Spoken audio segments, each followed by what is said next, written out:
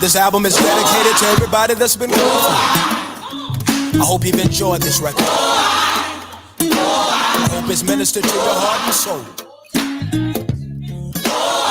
Please continue to keep us in your prayers. And we'll be praying for your family too.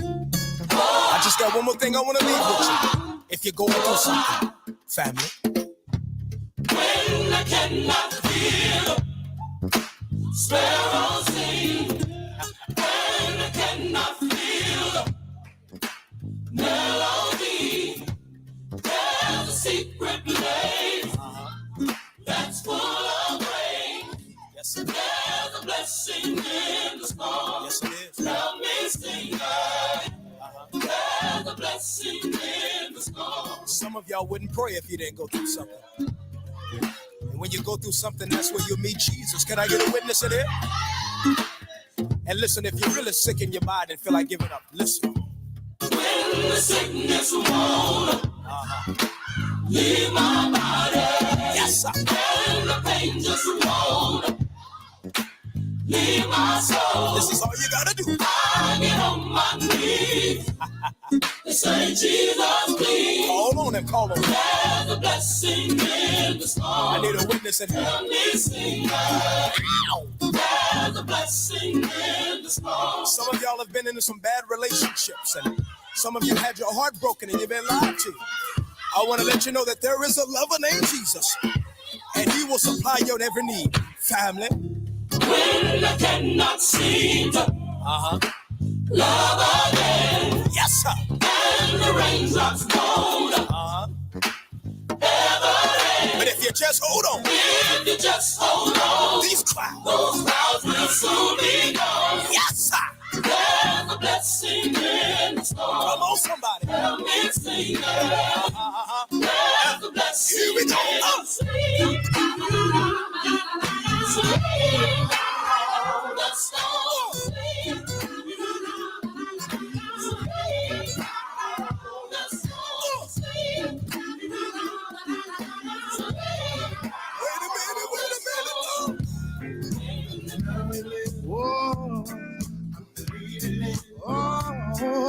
Shirley, oh, yeah. Shirley, how y'all doing today? The Savior lives. Oh. It's time to celebrate the Savior and His word. Let's shout because we know He lives and we are served. His love has set us free, our enemies defeat. If with me you agree, come on and lift up your hands. Everybody lift your hands if you know that Jesus is worthy. Hey, open up and give Him praise. Let's do it in our hair, let's glorify in the song and in the dance. If you know the Savior lives, come on, lift up your hands. To understand just why we praise, let me tell you how it all went down. The news spread so very fast, people came from miles around. This would be the day Christ would be crucified. He took his last breath, he hung his head and he died. You are listening to Bitter Cup Media, where inspired, controversial conversation matters. Your broadcast will begin in less than 2 minutes. We thank you for joining, and remember, as iron sharpens iron, so one person sharpens another.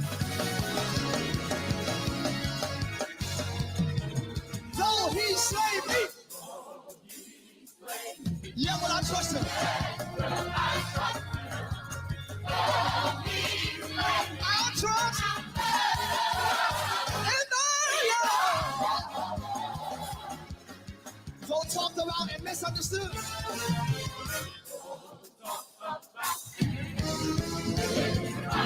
Yes, I've been lied on.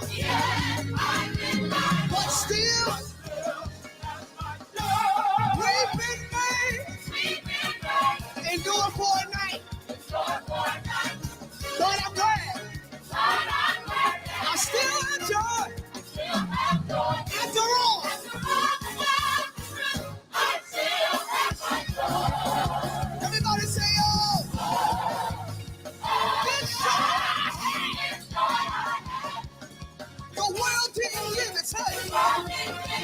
It's joy. The world can't take it away. Say, hey, clap your hands, come on. Here we go. After all that I've been through.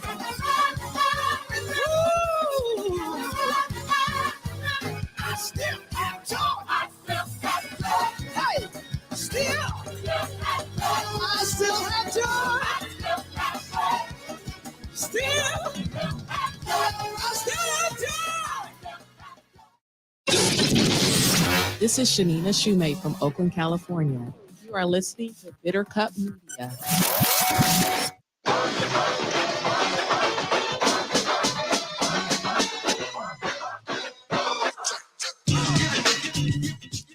Because the nighttime is the right time to have inspiring, controversial conversations that matter. It's time for Issues After Dark with your hosts, Donna Williams and Dion Evans. Issues After Dark is a deeper dive into today's breaking news, trending social media, and pop culture from a biblical perspective. Gather your thoughts, get your questions ready. Your hosts, Donna and Dion, will be taking your calls via the Bitter Cup Media Zoom line, as well as interacting with your social media commentary regarding today's topics. And now, Issues After Dark with Donna Williams and Dion Evans.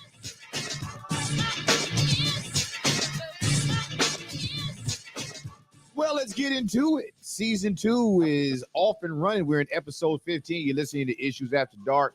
Donna Williams, your host, your big brother Dion Evans co-hosting, and we're excited about it. Donna, how you doing? I am doing well, Dion. How are you? I'm doing quite well. It's Monday. It's been a long day. This is like one of the longest Mondays I have had in a mighty long time.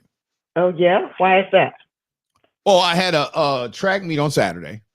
Yeah. And that was like a 13-hour day. So a lot of stuff that I didn't get done, I had to get done today. Yeah. And, you know, with the morning workouts and then a bunch of media stuff I had to do in preparation. I got about an hour nap earlier. Oh, well, that's good. In the day. I tried to get a nap. Oh, yeah. Before the broadcast. Didn't work. Didn't work at all. I tried. Yeah, I tried. Didn't work. Yeah. I don't know what it is about Monday. But I said, I'm just going to thug it out. Okay. Thug it out. I'm going to thug it out. Thug it. I got to do a gospel song. Thug it out. Thug it out. He will thug it out. Thug it out. Thug it out. I'm just saying. And then you have the 3 parts for the sopranos, the altos, and the tenors. Thug it out. Thug it out. Thug it out. Thug it out. Thug it out. Thug it out. I'm just saying. Yes. Every choir. There you have it. Thug it out. Didn't he? Thug it out. Thug it out. Didn't he? You know what? To the Lord and he thugged it out. Oh. You know what? If that song comes out, they owe us royalties. They owe me money. Yes. They owe me money. Yes, all right, let's tell the people what we'll be talking about today. Let's see. Segment 1, it's Monday, so we're going to do the weekend review. Now, I got about 1, 2, 3, 4, 5 weekend stories. Yeah. So I have 1, 2. We might have some that are the same. 1, 2, 3, 4, 5. Yeah. You know, I'd be shocked if we did. Yeah, that's true. I'd be shocked if we did. That's true. You find the unusual. If we both, now here's the thing, if we both found it as a weekend review worthy of being spoken about, then it probably is going to get turned into a segment sometime. Well, there you have it. This is way too coincidental. All right, segment number 2. We kind of teased this last week. Yes. Segment number 2 is a marriage segment. When dreams cause concerns and problems. Oh gosh. I won't give you too much. We do have special guest Letitia Evans. She'll be with us. Yes. And the reason why I felt it not robbery to hijack her today is because you know she bears the brunt of a lot of this. You know, a lot of the reason why we're having this conversation is because of her and dreams that I have regarding her. I had a bad dream last night with my daughter. I didn't like it at all. I woke up like I don't know. I don't like this. Yeah, it happens. So in segment number 2, segment number 3, when dreams cause concern and problems. Part 1, part 2. Our special guest will be Letitia Evans. She will be on with us. She will thug it out, didn't she? Didn't she? Thug it out.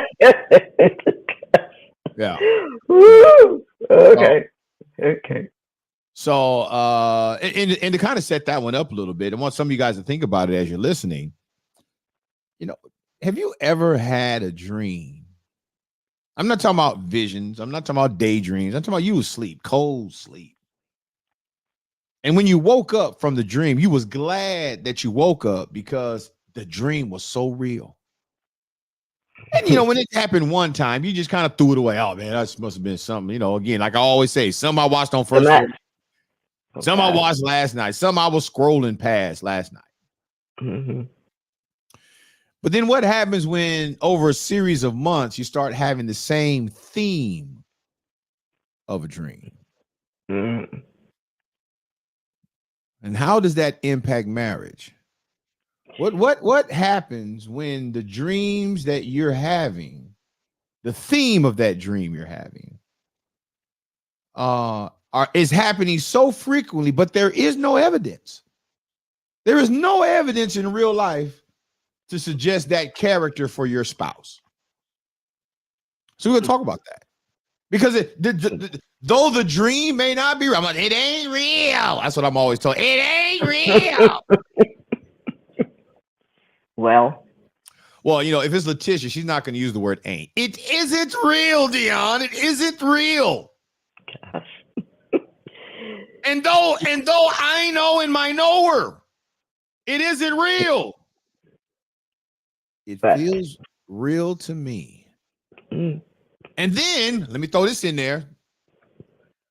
What happens when you go to share the dream and the dismissal of your spouse is so rude that it makes you wonder, is it real or not? Maybe there's something to this dream and I'm thumping on something. Oh, God. I'll tease it enough. Segment 2, segment 3 will be a part 1, part 2, marriage piece, when dreams cause concerns and problems. I told Donna, listen to this. This girl is, she's not well. I told her that she was going to be on tonight, right? You know what her response was? What? I'm the Thursday girl. Thursday girl. On Thursday. Like she's got a contract that she only comes on Thursday. Like, no, we're having this conversation. We can't wait. We're gonna have it on Monday. Get yourself ready. So she's got herself all beautiful, beautiful looking, and she'll be with us during those segments. I've been getting on her though. You got to get on your sister, Donna. Why? When you're having a bad hair day, what do? Put a hat on. Exactly. All black women put on a hat. Oh no. My wife's gonna go out with she's just gonna pull it up on the top of her head. She look like she's from India. And I'm like, this is not cute. It's no longer cute. It was okay for a minute. I tolerated. Now you're looking like a little Punjabi boy. No. It's called a messy bun. It's a thing. No. She looks like she is from New Delhi. Okay. Like a little grammar school boy from New Delhi with the little, it's not cute. I don't know. Okay. I told her, you better find yourself a hat. Okay. I don't like wearing a hat. You better tap into the black side of your ethnicity and find you a good hat. I'm just saying. A bad hair day hat. Bad hair day. It happens. I mean, is it really a bad hair day if you've inherited some good hair? I mean, What's good hair? What is good hair? Come on with the good hair. That's something we have to talk about at some point in time. Good hair is any hair. That's right. Any hair is good, but I shouldn't say good hair or bad hair. Good grade. Okay. A different grade of hair. No, you got to be able to manage it. Everybody can't manage their hair. Yeah. You can't have can't you, don't you? Now you're going to have to explain can't you, don't you? Do you know what it means? Yeah, Don't you try. don't you try. Don't you try. Buckshot. I didn't know I didn't know Californians said that. I thought am it from was a California. Southern My thing. family is not. Oh, okay. I have to keep reminding you, Jim Crow South individuals, that everybody from California came from the Jim Crow South. It's in us. Free at last. Free at last. Thank God Almighty. California, here I come. Yes, indeed. Yes, I'm just saying. The Great Migration did not stop in Chicago or New York. That came to California too. Oh yeah, absolutely came to California. Yeah. So again, segment number 1 will be the weekend review. Segment number 2, marriage when dreams cause concerns and problems. Part 1 and part 2. I think for the most part, men go through this more than women. And I'm interested to hear what people think about that subject when we get to it. I'm interested to see what people think. I've seen videos on TikTok and other places where some of them are skits, but where the woman wakes up and slaps the husband because she had a dream. I tell you what, to her that dream was real. I wish she would. I've seen those videos. Yeah. And I'm like, no, you're not gonna put your hands on me because of something in your stage 4 sleep, in your REM sleep. No, we ain't doing that. None of that. So we'll get there. How was your weekend? Before we get to the weekend review on the other side of the break, how was your weekend actually? My weekend was not bad. I have a 7 a.m. Bible study fellowship every Saturday morning, so that's always good. What? Because I wanted international, so I'm accommodating for people who are in other countries. Their time zone. Look, they just gonna have to catch the re-air. There is no re-air. It's a Zoom session. They just gonna have to get the recording. On Saturday at 7 a.m. Oh no. Yeah. Maybe once a month. No. Every Saturday? Mm-hmm. Every Saturday. Only how you have a break that early is either I got a track meet, or the wife and I are going out on our coffee date. That's our thing. I told you our new date, right? You did, but I have forgotten what it was. Fries and onion rings. Oh, that's right. Fries and onion rings. Looks weird. She eats hers with barbecue sauce, and I eat mine with ranch dressing. So you have fries and onion rings together, both of you? Yeah, we just buy an order of fries and an order of onion rings, and we just dump it and dip it in our own preferred sauce. Do you have a favorite place for fries and onion rings? Oh, right now it's the Habit. Oh, Habit. We do it at the Habit. Yeah. Okay. They got pretty good onion rings. They are. Well, I'm gonna have to try the onion rings and fries. I'm not that crazy about their hamburgers. Not anymore. I'm not either. If I want a Charles broil hamburger, I'm going to Carl's Jr. Yeah. Or do it in my own backyard, because I don't trust the people I see at the Carl's Jr. where I live. I don't trust them making my burger. Every time I go, I feel like I just feel they spit in my burger. I can't do it. Oh gosh. Now they may not have, but they look like spitters. Oh no. No. All right, let's take a quick break. This is Issues After Dark, Season 2, Episode 15. She's Donna. I'm Dion.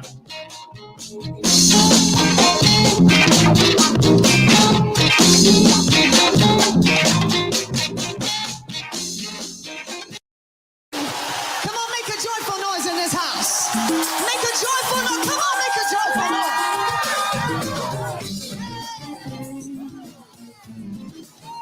Get your dance on tonight. Come on.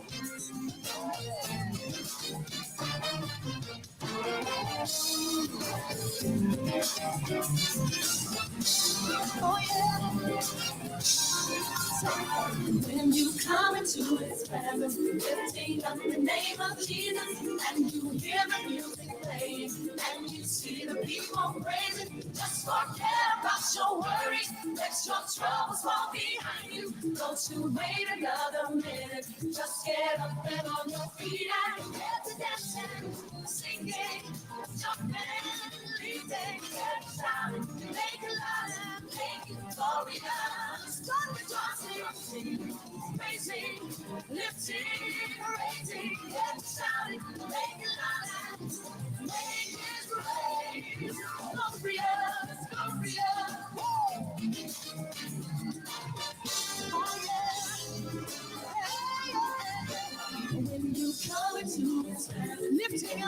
in the name of Jesus. And you hear the music, and you see the people. Just forget about your worries. Let your troubles fall behind you. Don't you wait another minute. Just get up and on your feet and get to dancing, singing, jumping, leaping, get to shouting, make it loud and make it glorious. Start rejoicing, praising, lifting, make it loud. Oh, make his praise, get to dancing, singing, jumping, leaping, get to shouting, make it glorious. Start rejoicing, praising, lifting, get to shouting, make it loud and make his praise glorious, glorious.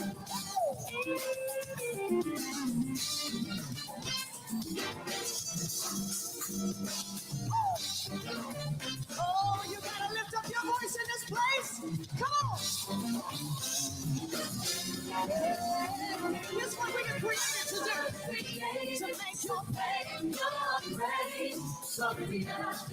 Why don't you just tell the Lord tonight? I was created to make your faith your praise. Glorious. That's how I know. That's how I know. Yes, I was created to make your faith your praise.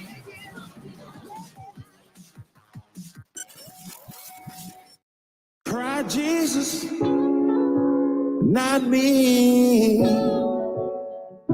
'Cause I throw hands. It's Issues After Dark, Season 2, Episode 15. Donna Williams and Deion Evans sitting in the studios. She's in the Berkeley studios. I'm in the Oakland studios. And part of the reason why I couldn't get any sleep before the show is I was hearing helicopters whirling around. I'm like, this it's not traffic. Oh. So maybe somebody got themselves in a little trouble. Or we pray that everybody is well in the neighborhood. But it sounds like it has subsided, and we're now on broadcast and doing our thing. And so, Donna, let's get into it. We're in segment number 1, the week in review. You go first. What story you want to cover first? I want to talk about Eric Mays passing away. Oh, yes. Hey, I want to tell y'all, you got to abstain your vote. 65, passed away after a short illness, they said. The advocate for the people in Flint, Michigan. I can't remember how many years, but just kind of eccentric. His and voice. Just out there. Oh, and would say whatever came up. What is that? I'm trying to understand how the hell we gonna be putting more money in the police and our water ain't no good. Yep. The time he was in the meeting and the woman was like, Mr. Mays, that is not germane. He said, not germane? Ain't that something? I'm talking about what's going on in Flint. She want to talk about the Jackson. Hilarious. Sometimes he was funny and not being funny. We lost. There was another city councilman just like him in Richmond, California. Oh yeah, Corky Bouzet. Oh, okay. I worked on his original campaign. Corky Bouzet is hilarious, and that brother will literally say, "I'm gonna leave my seat, and I'm going to give me a 2-minute speech at the lectern." And he would go and give a 2-minute. Like, you're a city councilman, sir. You can't do that. You can't. I'm a Richmond also, and I can. If I'm a Richmond resident, I can talk as a Richmond resident. Oh, he was. We need voices like that. We need voices like that. So my first one, Cam Newton, ex-Carolina Panther, NFL MVP. Mm-hmm. He was at a 7-on-7 event. This is for high school students, junior high, high school students. And while at the 7-on-7, he was attacked physically by 6 men. They jumped him. Oh no! And he won. He won? He won. Oh, wow. You get jumped by 6 dudes. You're supposed to be controlled. He was never controlled by them. He was mollywopping. He was throwing them to the ground. He was holding one, headlock the other one, spinning out. Oh, my God. It was Oh my amazing. goodness. Now I Wow. don't know what caused the friction. I didn't get all deep into it because it should have never happened. I don't Right. know what grown men in Atlanta was thinking about running up on Cam Newton at a 7-on-7 event. It's a horrible video to Oh watch. gosh. But it happened. It happened on the weekend. I'm sure there'll be more on it, but it happened this weekend. Cam Wow. Newton, you I know, guess he said, he I can probably show told a you parent, better he than I can probably told tell a you. parent that their son's not going D1. He probably was really real with a coach about how he's coaching the kids. And, Yeah. you know, people just kind of got, you know, what we call in the streets, butt hurt. Gosh. It is what it is. No, I guess he said, I can show you Butt better hurt. than I can tell you about everything these days. Yeah. All right, go your next one. Your next one. Okay, so this is kind of like an on-awe story. About a year ago, someone cut through the mesh at the New York City Zoo and released an owl, right? And the owl got out, and they never could capture the owl, so they just kind of monitored it to see if it could survive in New York City. And it did in Central Park for a while. They learned how to hunt for mice and all of that. But this past weekend, or the end of last week, they discovered the owl dead because he had left Central Park and was flying around in the city, and he flew into one of the buildings and killed himself. So it was like, oh, they were rooting for Flaco. I think that was his name, or Flacco. What? Somebody released the owl. He survived for a year. Central Park, some owl that's not even indigenous to America, and started going downtown and flying around the buildings and flew into a building, and that was the end of it. But he had freedom for a year. I need an autopsy. He been flying around trees and people and going down and landing, eating mice, and all of a sudden, out of nowhere, he just flies into a building. Well, they say it happens all the time in New York City, that birds fly into those buildings or into windows, and that's it. And he flew into a building. Are they saying that the glass is so clear that they think, that could I don't know. And plus, he was looking for a mate, and he's a different kind of owl, so he was going to find a mate in New York City, but he was flying around looking for a mate and flew into a building. Oh, he probably now this. I can't. I'm tired of rubbing one out. I'm about to end this. That owl committed suicide. That owl said, I ain't thugging it out no more. I can't stand no more. Well, people in New York are in mourning for the owl. This weekend in Oakland was the Black Joy Parade. I did not go. I heard about it. I didn't go. Now here's why I didn't go. Because the Black Joy Parade, from what I've seen in pictures and videos, it looks like a black version of Gay Pride Parade. Okay. But this year, a lot of people that I know was down there, and they were talking about it, about how family friendly it was and how wonderful the vendors were. And I was like, well, I thought I wasn't supposed to be down there because I don't have anything against people in the LGBTQ. Yeah. I was in Emeryville yesterday. And there's this guy, clearly a white dude. Yeah. And I don't know if he was punking us all, but he was dressed like a woman. Yeah. Now I'm pretty sure he identifies as a woman, but it was clear that the way in which he was going about his business, he was silently trying to provoke, and nobody was buying it. It was like, everybody was like, nah, bro, we see your hairy ass legs. We see the hair on you wearing a dress, them V-cut dress. Girl that has cleavage. Supposed to wear them kind of dress. You're this flat chest dude with hair. And I'm like, yeah, man, all you're doing is grossing us out at the burger joint. You're grossing us out. I'm glad I'm almost done with my pizza because I'm not, and so that was an interesting engagement over the weekend. But what I love the fact is that nobody got hostile, nobody said anything. That's good. He tried to sit in the midst of everybody, and everybody just respected him. Yeah, just respected him. And I said, this is what life is like. People don't have to like it. They don't have to agree, but nobody got to the point where they felt that they needed to say something out of pocket to the dude. And to his credit, he didn't actually say anything to anybody, but he was obviously trying to start something. He knew what he looked like when he left the house. And if he didn't, then he needs medication. Okay. Yeah. I'm just saying, he needs medication. Yeah. So, but the Black Joy Parade happened. I didn't go because all I've ever seen about the Black Joy Parade is it looked like Happy Fest. And I'm not that happy. So I didn't want to go and down there. And it's downtown, it's in the Oakland area. So I'm like, okay, I don't need to get my car bipped and I ain't gonna be happy. So but the people that I know and trust who were down there, they talked highly. I said, well, I got this thing all. Oh, good.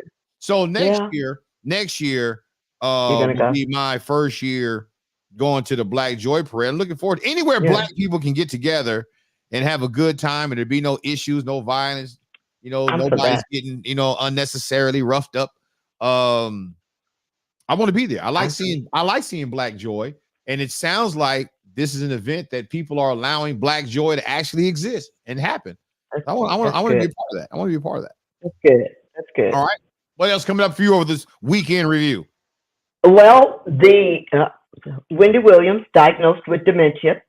Oh, she already had Graves' disease, and apparently there's a documentary out that is just breaking people's hearts. I'm not going to watch it because of how it presents where she is and what she's going through. But everyone that has watched it, they are like, either I shouldn't have watched it, or oh, it is so sad. It is, So for Wendy Williams, the documentary about her and her illness, and her conservators tried to, I think they sued, it's Lifetime. I think it's Lifetime. They sued them not to show it, but they didn't win. So the documentary is out about Wendy, and it's about where she is now with her health and what's going on in her life. Wendy has no leg to stand on. Wendy made her career. Saying. Wendy Williams is known as somebody who would take salacial information. She was controversial for the sake of controversy. But she has dementia now. She has no control over that frontal dementia. I don't know what that means versus any other kind of dementia. Ain't got nothing to do with her dementia. former work. No, right. She can't do it. Don't mean that she didn't do it, and therefore we should act like she never did it. Right, but still, when people come ruthless. To a state, she was ruthless. She put men who weren't even gay on gaydar. Yeah. Just because she thought they were. No, I'm not saying. I'm not saying kick her while she's down. I was gonna say kick a horse while. Well, that's why some people are doing that. Well, chickens have come home to roost. That's karma. Her history. We may not like hearing it, but it don't mean it's not true. Well, yeah. Just like you may not like hearing some of the things she reported. Didn't mean it wasn't true. Yeah. So that's kind of the hot topic as far as what people are watching. Other than that video of, what is it, 50 episodes of this woman of who the expletive did I marry? Who? 50 TikTok videos. 50 TikTok videos of this woman. I didn't watch that either, but people were watching that. Who the F did I marry? That's the topic of 50 videos. I think I saw a book. In Barnes and Noble this weekend called that. Well, there you go. People were watching it. Donna, I walked in Barnes and Noble on Sunday and I was like, oh my God, a bookstore. A book, just being in a bookstore. Like, I haven't been in a bookstore in years. I love it. It's wild. I love it. All right, I got another weekend review. We have just crossed the 2-year anniversary of Russia invading Ukraine. Wow. I don't know about you, but every day that war goes on, it lets me know Russia, they don't want no parts of America. Ain't that no war. They're having a hard time with the Ukraine. I'm sure they thought it was slam dunk. Yeah. They're having a hard. These ain't had no tanks. They didn't have any real weapons. They fight you with rocks and bottles, and they they got their women and children out of the country and they stayed behind, and they have been taking back the territories that Russia had 2 years. Yeah. Remember when it first happened, you thought, oh, this poor little country. Yep. That's what I thought. It's over for them. In about 30 days, it's going to all be over. Yeah. They're going to kill their little president. He's still running around giving speeches. Zelensky. And wasn't he like somebody, was he a comedian or some kind of entertainer when all of this started? And I don't know. Yeah, he has a background that's really weird. That's really doesn't speak to politics. He wasn't in politics. He's fighting he's doing the right thing for his people. Yeah. He might be able to win the presidency of the United States if he was able to run. He's proven it. Hey, look, he is proven to be a leader under stress. Oh, yeah. Oh, yeah. Proven. Yeah. So, but I'm shocked that it's 2 years. They're still fighting. Still fighting. Still doing. Hanging in there. I mean, in 2 years, I mean, if you're going to pick a war, 2 years worth of war machinery, 2 years worth of bullets, that's a lot of bullets. That's a lot of gunpowder and gunfire. I mean, 2 years? Yep. Who has 2 years worth of military weaponry stocked up? And where do you keep 2 years of supply?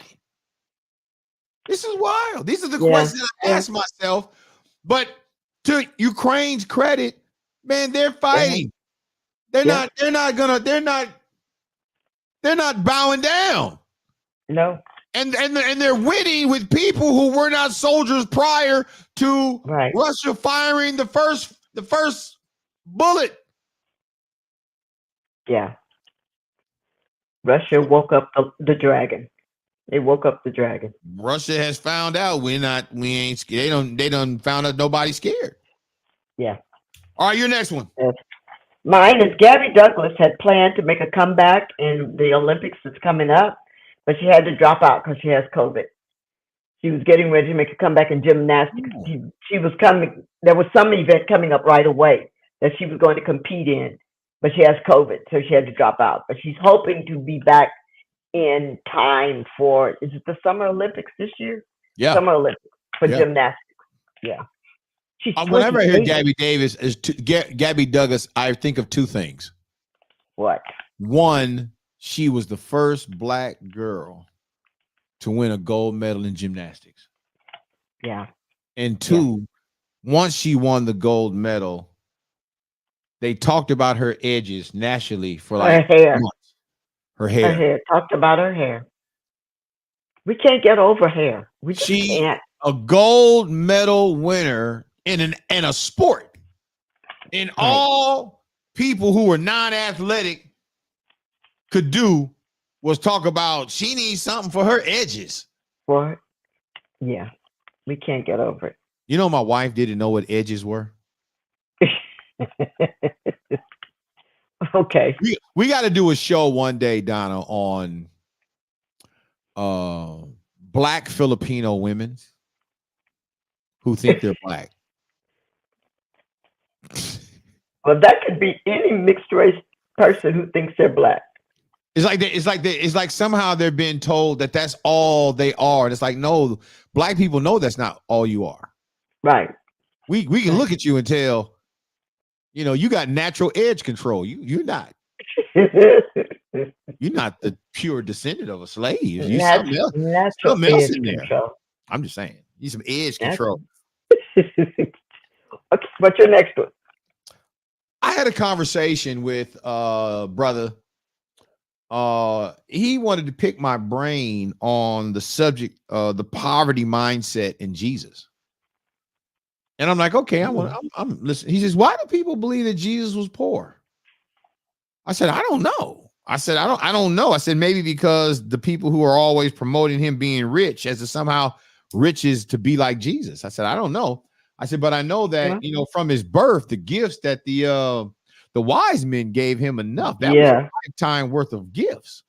Yeah. But then he brought up some stuff too. He says, remember when after, you know, Jesus died on the cross, he says, they said that that the Roman soldiers were casting lots for his garments. For his garments, right? He said, "You think they were trying to buy rags or some nice clothes?" I said, "That's a good point." He said, "Remember when it was feeding the 5,000?" And he says, the disciple says, "Should we send them away to go get food?" And Jesus said, "No, we'll take care of it." Which means Jesus had the money. And then remember, Judas was over the money, and the disciples ratted him out, said he was stealing from it. But him stealing from it never took away from the amount that they had. Right. And he brought up about the first miracle, water to wine. He says, nobody goes to the poorest person at the party and asks them to help with the wine. They go to somebody who can actually do somebody who can actually get some wine. Nobody thought he was going to turn water into wine. They thought he had some wine that he could break off in the party. They asked his mother. I said, these are excellent points that we got to explore out. Right. I said, but it is interesting as to why do people believe Jesus was poor? Dale, when I went to Israel, we visited the site of Peter's home, and the tour guide was telling us as we look, he said, just looking at this, Peter was not poor. No. He was not poor. So some of the disciples may have had the means, but they chose to follow Jesus, to give up everything and follow him. There's another point he brought up. Mm-hmm. He's like, a man in poverty who ain't done no miracle yet. How does he convince men to leave their profession? Yes. Their business, their life profession, that which pays for their family. How does if he's poor, how does he convince them to just give up what they have and follow him? Mm. And I was like, that is an exciting thought, because Peter and his brother, they're fishermen. Yep. That's the currency.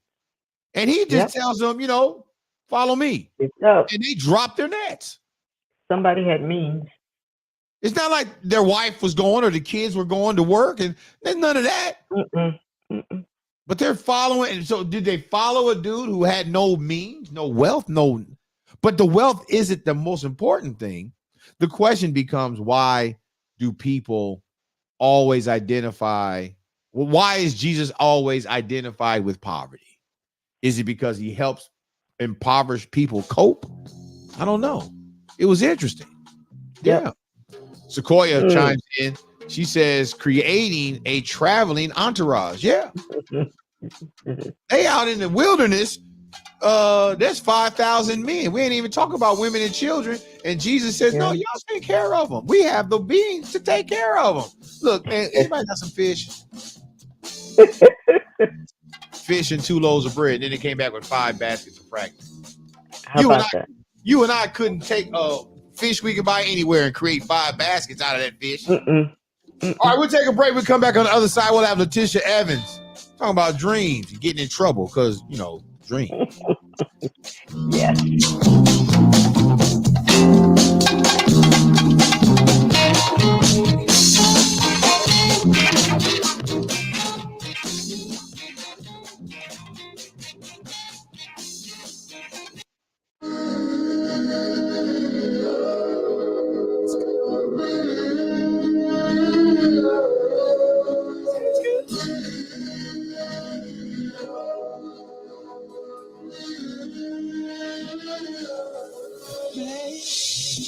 It is so hard, just trying to figure it out, find it out, trying to believe God, trying to watch the words of my mouth and stay around. Troubles come and go, even on the mountain high or the valley low, but never let your faith go. Never let your faith go. I've been there before, so confused, don't know which way to go. Stressed out, world so crazy, might as well stay in the house. Been trying to rise up, got terrorists disguised, they look like us, but we know who we trust. Just when I say that we gon' be alright. Tell 'em, we gon' be alright. Tell 'em, we gon' be alright. Let's go. Alright.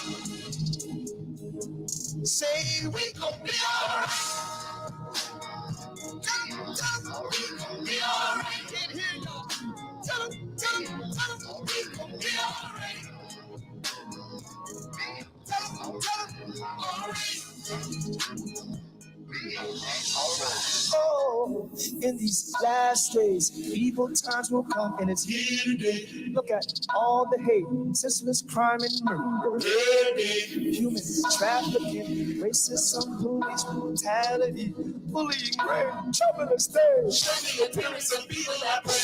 Let your kingdom come and let your will be done. Let your glory rise, let your sun shine. Let it rise through the dark.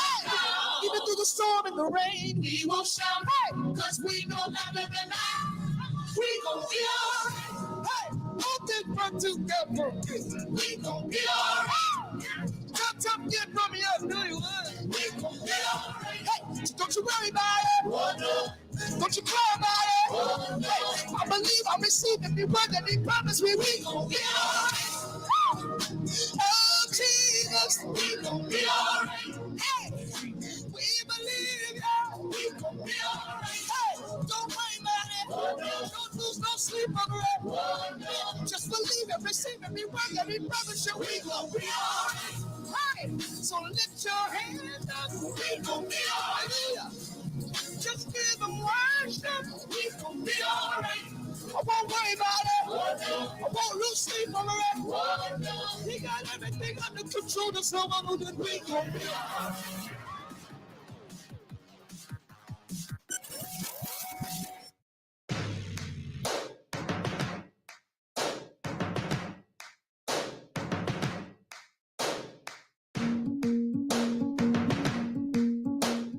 Issues After Dark, Season 2, Episode 15. Glad you joined us.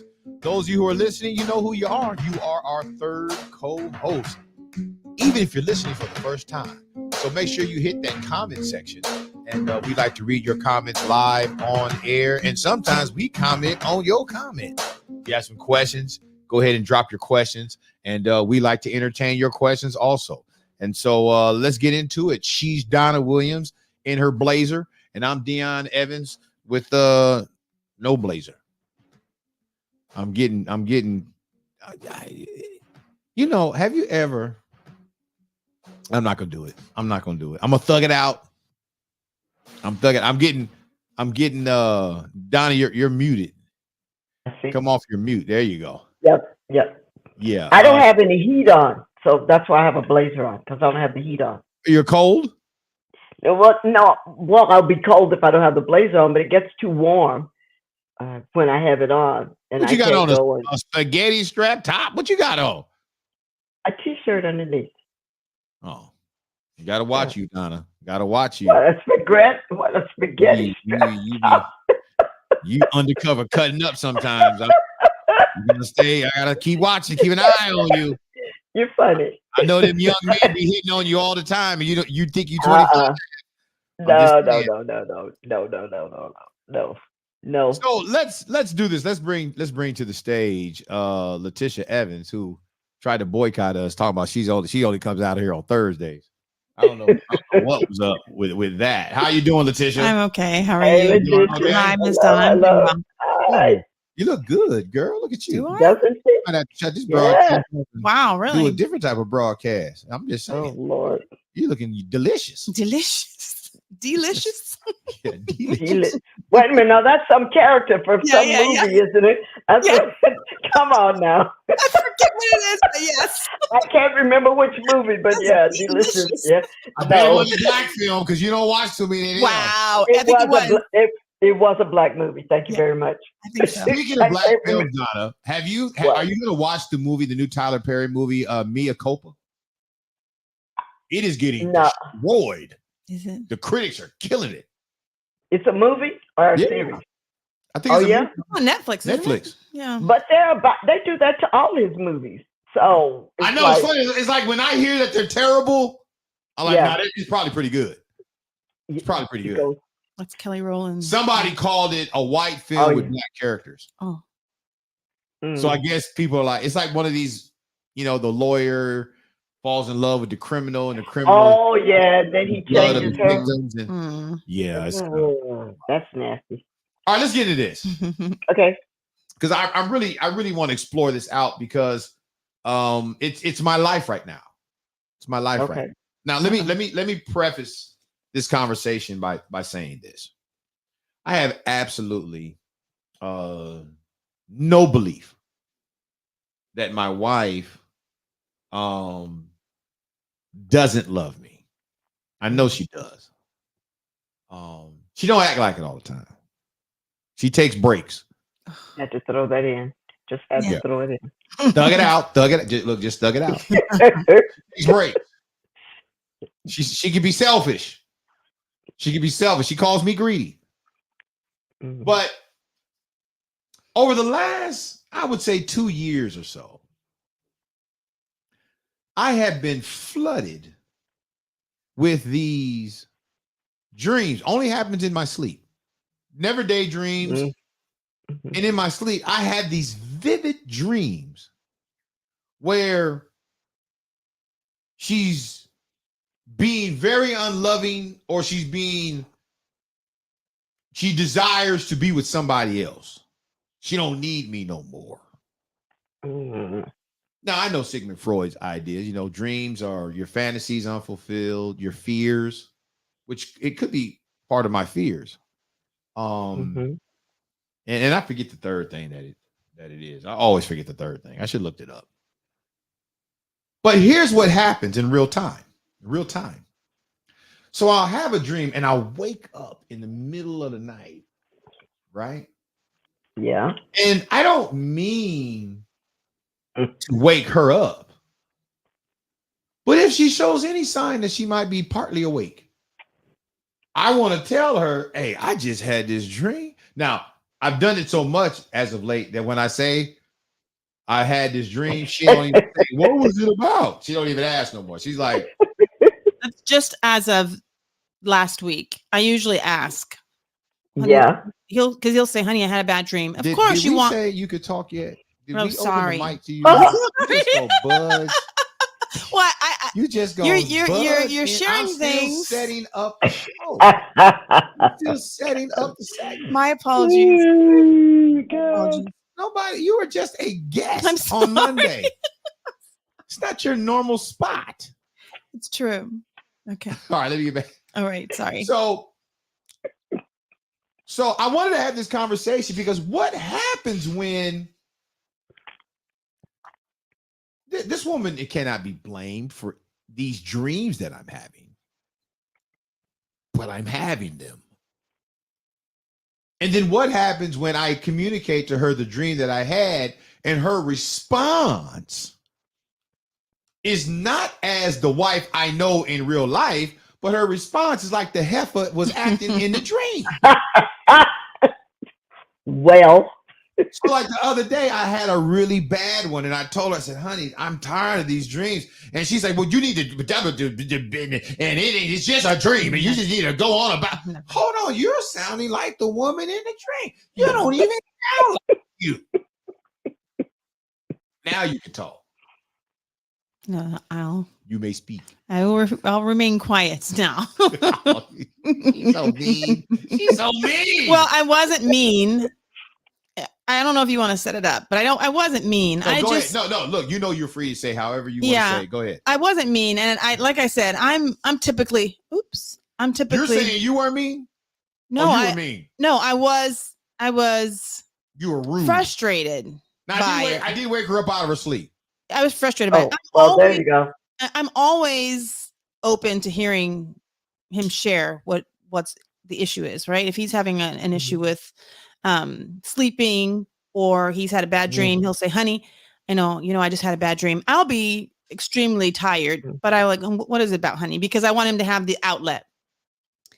But when it's always me, that last week, I obliged, and I felt like, okay, I feel like this is going to be, a story about me leaving him, or, you ain't leaving, or his dreams, right? So a dream about me leaving him, or looking down on him for some reason. And despite my initial thoughts, I said, yeah, share with me, honey. And then again, he starts down the road, and it sounds as if it doesn't involve me. And then boop, there I am. I'm right. It's all about me. So at that moment last week, I just I just had enough because one, he woke me up. And he's very aware of how you wake up people. He's very vocal about how you approach waking people up. You don't want to startle them. Right. He's really big with Right. me, the kids. He'll say, "Honey, you got to go touch them, talk to them gently, and then when they come out, when they come out of their sleep, then you can engage with them." But this day he didn't do that. He woke me up, "Honey, I had this dream," Oh, and then it became, again about me. And this was days of that. It's another dream about you.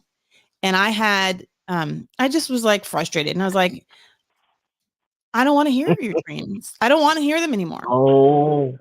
Because if it's always, about me doing, and I'm not doing anything, but I'm going to work, I'm coming home, cooking, I'm cleaning, I'm spending time with him, we're going on our walks. I have absolutely no time to do anything outside of what we do as a family. I have nothing, no extra time, right? So I'm thinking, and that sounds like a complaint. It's not a complaint. It's not, but our days are packed, right? Yeah, our days are packed, and and so I'm thinking, why would you even think that way? What have I given you an inclination about? Unless it's something that's residing in you, a fear that's maybe residing in you. Yeah, and here's the thing. I don't think these dreams that happen, I have to tell myself, dude, that's just a dream. That ain't true. That God is not.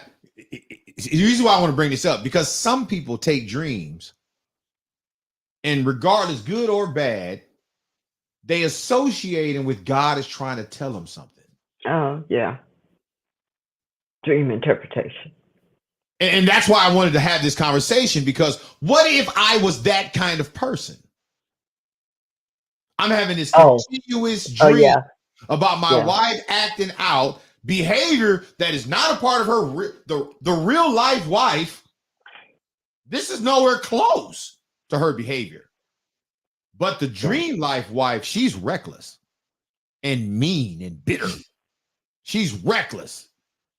And she had got to the point that where she was so tired of me telling her about these dreams that she came off in real life as the bitter wife in the dream. And I looked at her like, that's how you be acting in a dream. That's her.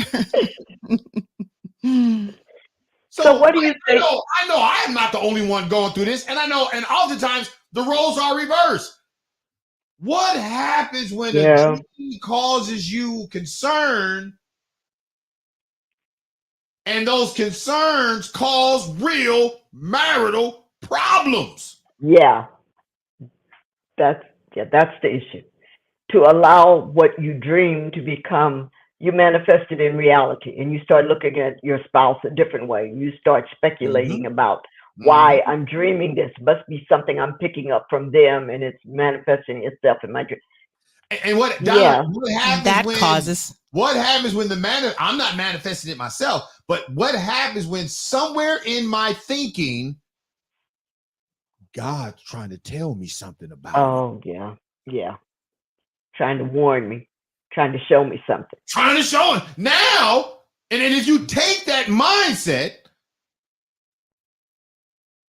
then how do you deal with your spouse? You will feel like it is your godly duty to deal with them the way that you're dealing with them. Yeah. And they're sitting around like, what's going on? I've done nothing. Right. So I wanted to have her on to talk about this because she's on that side. What is it like? It's exhausting. It's exhausting. Yeah. And it's especially because, you know your thoughts about your spouse, right? You know that you have great thoughts about your spouse. So you would never do anything to harm the union. And when conversation like this happens, and frequently it starts to cause concern, and not that it would cause concern to the degree of opening doors, but cause concern. Like there's something progressively happening in your psyche, right? That is turning you somewhat against me in your dreams, right? So what is that? That's concerning to me. What is that? That's a great question. What is that. And here's the problem. I don't know what that is. On one hand, I know that the woman in the dream, in those dreams, that's not you. I know that's not you. Mm-hmm. But when I wake up, that's when I find out it wasn't you. Mm-hmm. And it's in the dream, it's real. Because it's so real. Yeah. And then when in real time, I tell you what I dealt with in fantasy, in dream world, and then you show a characteristic from the dream world that, if you're not careful, I'm not justifying my thoughts. I'm just being honest with my thoughts. When you then do something in real life that reflects the dream life, it almost makes me feel like, oh no, there's something here. Right, because you're seeing that as a solo event. You're seeing the reaction, and that's all. You're not seeing the days, the weeks of hearing the same about theme, the dream. right? Of dream, and you do your best to try to put your spouse at ease. Honey, where's this coming from? Like, so for me in particular, because I'm really, I understand that my husband needs outlets. He has very few outlets. And so when he wants to talk, I'm going to try to make myself available to talk. And through our history together, if he ever woke up, honey, I have a dream, I'm getting up to hear his dream. Yeah. And 9 times out of 10 in our history, it was like, something that maybe dream about his granddad or his dad, or, something traumatic that happened in his childhood. And we let him unload it. And then we would you and I. Oh. I would let him unload it, whatever that was, go ahead and talk about it. And then we could comfort each other and go back to sleep. Yeah. But the frequency of it is what sort of took a toll on me. I want to know, Dion, from the first dream, why you felt it necessary to share the dream with Letitia. Why you thought it was important. When they first started happening, I thought they were funny.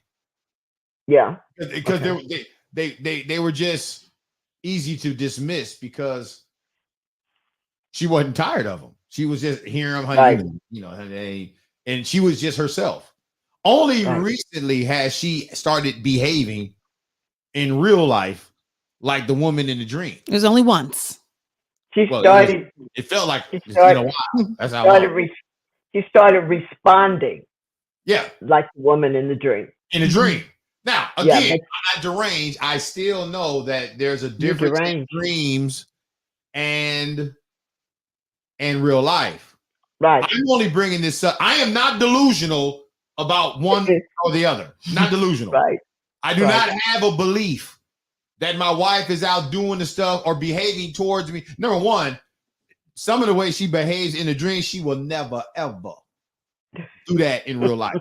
I'm not gonna even put up with that. I'm not even putting up with that, for one. So she will never be comfortable talking to me or doing some of the stuff that I see in my dreams. But I wanted to bring this up because I know enough about God to know when a dream is just some fantasy or some fears or some concerns about embarrassment that are creeping up in my sleep state. Yeah. It's not God trying to tell me something. And that's why I wanted to have this conversation, because what for others like me who are having these type of dreams about their spouse, what happens when they start to interpret it as God trying to tell me something? Or they have a friend and they go tell their friend about the dream. Yeah. Friend says, girl or man, God trying to tell, man, don't nobody had them kind of dreams as consistent as you have them. God trying to tell you something. No. Right? Yeah. Am I lying? No. No. So when dreams cause concerns and cause problems, I want to thump on that. When we come back, I need Letitia to talk to spouses who are like me. I need you to honestly tell spouses like me who are going through this with their spouse what you going through. Give me 3 thoughts. Give them 3 thoughts so that they can get better gravity and help each other.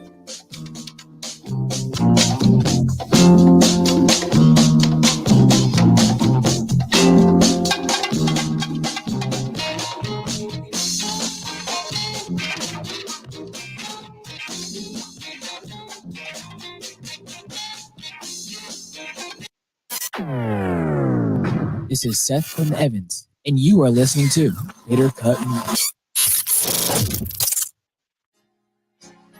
Those that know it and you want to stand and sing it with us, it's okay. Church choir, you can stand right where you are. Song says, I do.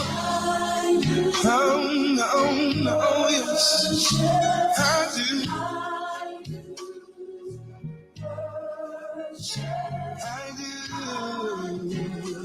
I do.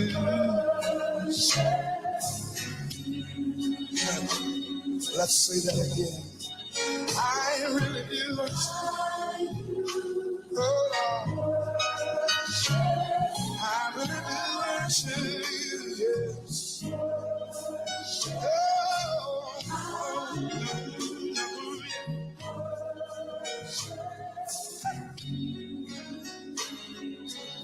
For your goodness and your for the joy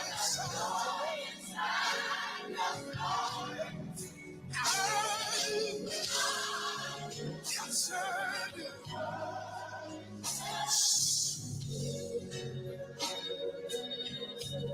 Let's all say, oh, how excellent. Excellent. There's your presence. Oh, the glory.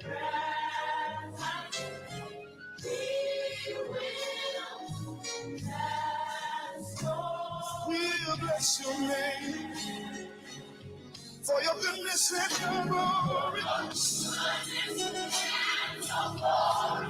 For your joy. For the peace you gave. For the day you set me free. For your goodness and your glory. For the joy. Say, I do. Yes, I do. Say, I do. Can I get a witness? I do. Come to worship you. Come on, get those hands in the air. I do worship you. Yes, I do. Yes, I do. Yes, I do. Worship you.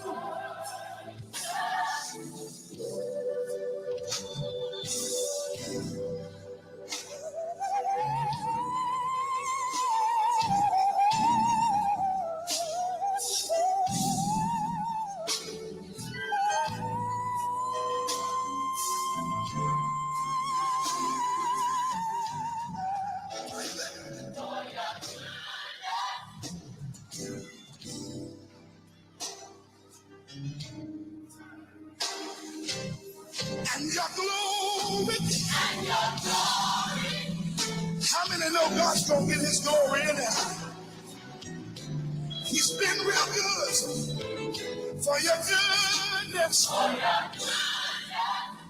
goodness. In spite of all you're going through, it could be just a little worse. Throw your hand up and say, and your glory. And your glory. Hallelujah. Hallelujah. Hallelujah. He's so faithful. How many know we serve a faithful God? I need about 3 more witnesses to get up on your feet and say, he's so faithful. Yes, he is. Yes, he is. Yes, he is. Yes, he is. Yes, he is. He's so faithful. Wave your hand.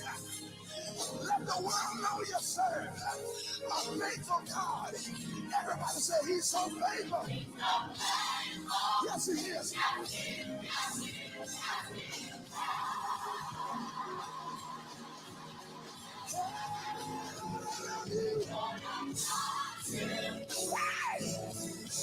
many really love him in here?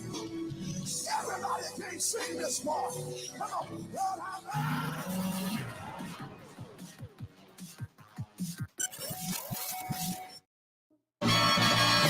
You fall in love, simple. The sky up above, simple, is caving in. Wow! You never face on It's Issues After Dark, Season 2, Episode 15. Donna Williams in her blazer without her bun, her hair down, looking slick. Fly can land on her head and slide off and bust his butt. I'm your big brother, Dion Evans, and we're having an engaging conversation. Let me throw this question up here. What do negative dreaming spouses need to know? We're going to send that over to our guest. I want to thank Kevin Banks. He's chimed in. He says you need to check the medicine. Check the medicine you might be. That's good. But it's not for me. I don't have any medications I'm taking, but that's good for someone who may be listening. I think for me, you know what I think I know my problem. It's what I watch before I go to bed. That 48. First 48. That messes with your psychic. On first 48. That messes with your psychic. It's terrible. It's terrible. Also want to give a shout out to Andre Jackson, who let us know that he's listening. Also, Albert Beckworth in Memphis, Tennessee, who's listening. Yes. What's up? Donna, your thoughts? I think that the dreams we have, and it's not just dreams, about our spouses, but any dreams that we have, we need to sort through why we are responding in the real world to our dreams. Why are they causing so much angst? Maybe the dream is not about the dream; it's about something else. But it's showing up in the dream. See, you are headed in the direction I want to go tonight. Yeah. How many people have you heard got married because in a dream I saw? Yeah. I have big. Why is it that people want to interpret dreams the way they want to interpret dreams and believe that somehow God is the author of their interpretation? So I want to shift it back to Letitia, because in our household over the last year or so, she has bore the brunt of this issue. Yeah. Now let me take a look at her. Well, y'all can look at her. Do you feel when I share these dreams that I think you're guilty of something? Well, I'll say once. You mentioned, hey, I don't know why these dreams are happening. Is this something, right? Is there something there? And I remember thinking, of course there's not anything there, but how do you, like you would say, you had a dream that I was cheating. Oh, I'm sorry. Yeah. Right. Oh, yeah, I get that part. I understand that. But also, how do you help someone come out of that space, right? Like what, if you don't know what the catalyst is, if you don't know what actually is feeding that, how do you even help? So after a while, when it's like persistent, you almost kind of, lose heart and get frustrated, right? I don't know how I can help. I'd rather, maybe you need to speak with someone about what's going on internally, so that maybe they have insights, or maybe they can probe areas with you so you can get an understanding of where this is coming from. And then we can address it. For me, for me, when I hear that, immediately what I think, it ain't that deep. I had a bad dream. I share with you the dream. 10 minutes later, I ain't gonna be tripping, especially if I got some bacon and some eggs wrapped in a tortilla. But if you keep sharing the dream every time you have the dream, there is something going on. Mm-hmm. Yeah, well, I don't know what the something is, but Yeah. I'm dedicated to not taking dreams and presupposing truths. Right. God doesn't Yeah. have. Here's what it is for me. God, if God's gotta give you information when you're asleep, Yeah. versus information when you're awake with His word, Right. something's Right. wrong with There's a you. concern there. Right. There's an issue. Can I help somebody, spouses that are like me, who are having these bad dreams? You're trying to understand interpretation. When the information you're trying to interpret comes from a dream that you just happen to be asleep, Right. the last thing you want to believe is that it was from God. Right. If God can only talk to you when you're asleep, something's wrong with your relationship with God anyway. Mm-hmm. Your relationship with your spouse is not your problem. If God can only get your attention while you're asleep, your relationship with God is in trouble. And I hope that it helps people, because some people, the only time they believe God talks to them is when they're asleep. Yet they refuse to go to sleep. And yet God clearly talks to us through His word, not through dreams. Right. So we got to be careful when we have a dream, and then bad dreams are one thing, good dreams are worse. They're worse. Because a good dream can make you think you're walking in the will of God, because you dreamed it. And it's not even true. Not even true. But you made it true. And can't nobody tell you that it's not true, because you believe God said it was true. And yet God had nothing to do with it. Hard to argue that. So Letitia, give us 3 thoughts. For people like me, spouses like me, talk to them as a spouse who is the recipient, the focus of these negativities. What advice, what 3 things do you have to share with spouses who are having maybe some negative dreams about their spouse and confused about how to interpret them, how to deal with them, or even how to bring them up, how to live with their life, their wife or husband in real time after having this dream? Yeah, I think it's tough, but you're gonna have to. It's like a discipline, right? You're gonna have to take your thoughts captive. You're gonna have to replace those thoughts with the truth of God's word, and then the truth of what you know about your mate, right? It's Right. it's subduing those negative thoughts with truth, right? Right. Whether it's God's word or your and I would say with God's word and your knowledge of your mate, right? And Right.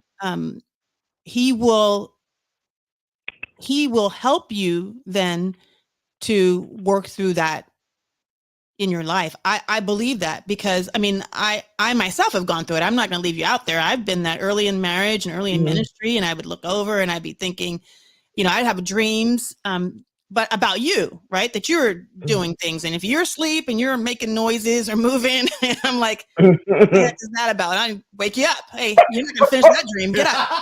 Whatever that is, you're not finishing that dream. I'd be mad, but that's a whole nother. For you to get back to that dream, you're gonna have to work hard. That's good. That is good. You're getting out. That used to make me mad.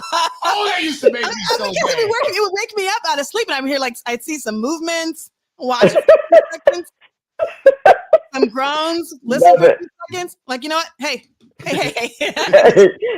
Wake up. Yeah, time to get out. Yeah. So wrong. Let me finish. But I'll say that what I had to deal with myself. I had to deal with myself, right? Because it was nothing that he was doing. He would say, "Oh, I had a dream. I was kicking a horse, or I was kicking a dog." He was trying to, but it didn't look like that in the dream. It looked like he was doing some things. Right?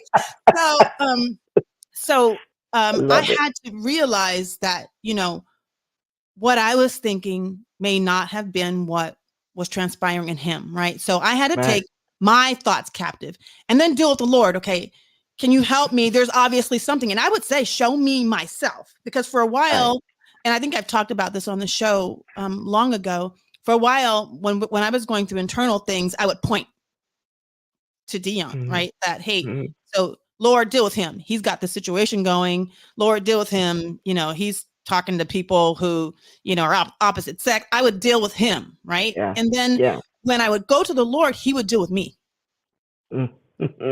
And he would challenge my thoughts, and he would challenge my emotions, and he would challenge me to trust him in my relationship with him and our relationship and vow before him. And that was a struggle, but it was a determined action that I had to take. It wasn't going to just happen like haphazardly, right? Or by osmosis. It wasn't just going to happen. I had to determine that I wasn't going to allow this to literally, it was starting to impact me emotionally.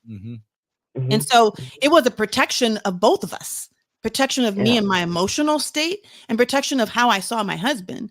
So I think in that, the first thing I would say is to take your thoughts captive, right? And replace it with truth, right? Right. And think on those things. There's your scripture, right? Is it Philippians 4? Philippians 4. 4. Right? Yes. You're actually thinking on things that are lovely, that are pure, that have good report. You're thinking on these things because that then becomes the norm. That then becomes what your mind is filtering, not the negative things. And maybe you do turn off first 48. maybe you like one day, or Or you watching, you sit there and watch it with me. I'm not having the dreams. And there you have it. So exactly. We bought a book. Exactly. Literally, we are going to shift this right together. We bought a book over the weekend. When Seth was in Emeryville for friends' birthday celebration, we went into Barnes and Nobles and we bought a book. When we were in our early years of marriage, we would read a piece of a book before we went to sleep, and that's how we would go to bed. So he had brought that up over the weekend, and I said, "Let's go." And we went and we bought a book in Barnes and Nobles, and we will begin that process again.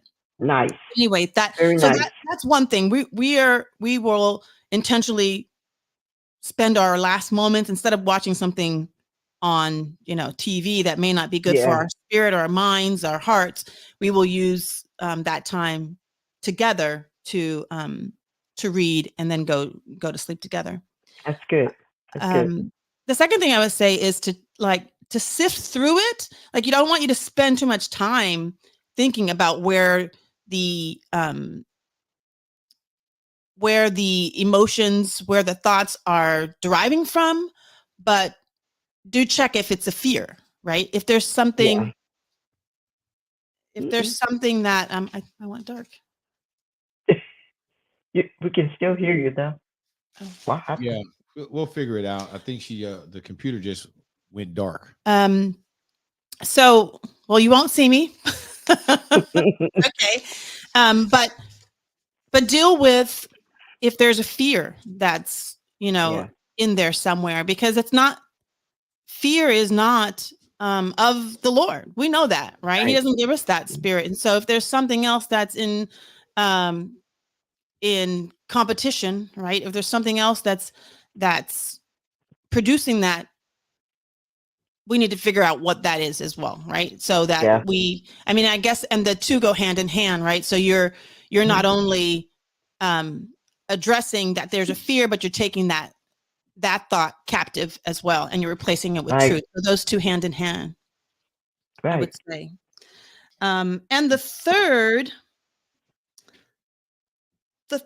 I would say is to be careful with even how you present your dreams to your spouse. Like, you don't have to feel like you need to share every single dream that you had. I mean, I think in that there's a level of love and protection too, right? So you say, okay, I had a pretty bad dream. I had a dream that impacted me, really felt like it was real. Yeah. But I know it wasn't real. So like addressing it before you even think to open it up to your spouse, because I feel sometimes we do this in a lot of aspects of our lives.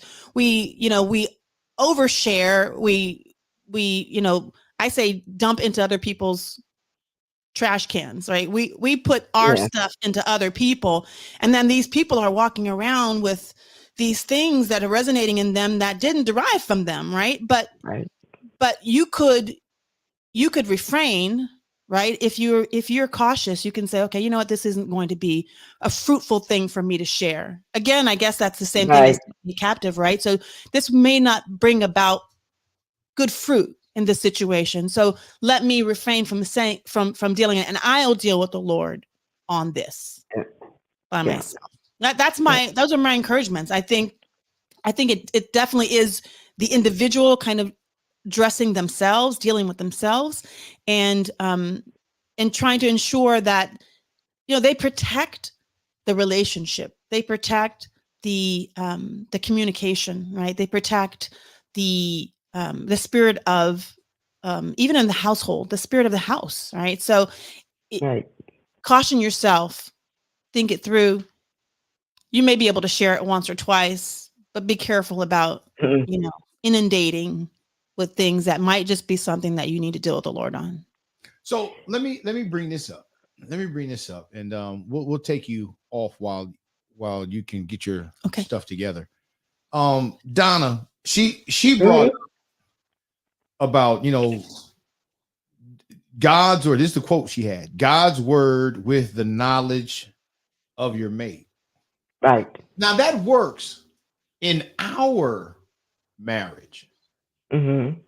But what about the spouse who's having these terrible dreams about their spouse, negative dreams about their spouse, and there is a history associated with those dreams? Or is it possible that people who are married to an adulterous spouse don't even have dreams about adultery?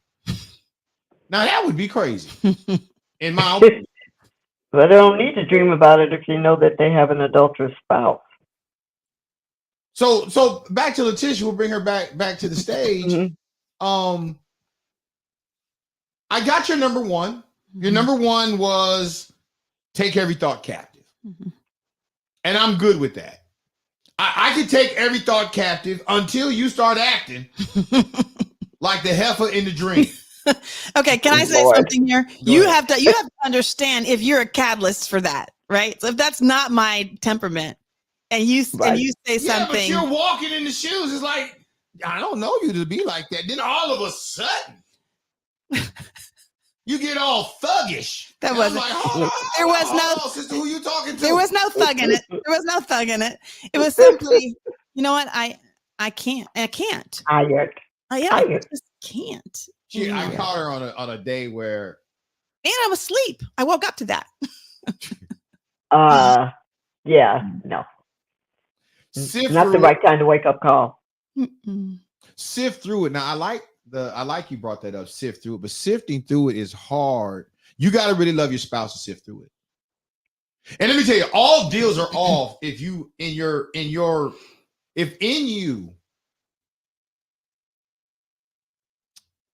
if you got a third party secretly in your life somewhere, then these dreams may be about you. In order to sift through it, in my opinion, you got to have some good, sound belief about your spouse. And unfortunately, a lot of people don't love their spouse. They don't even like them anymore. They don't even like them anymore.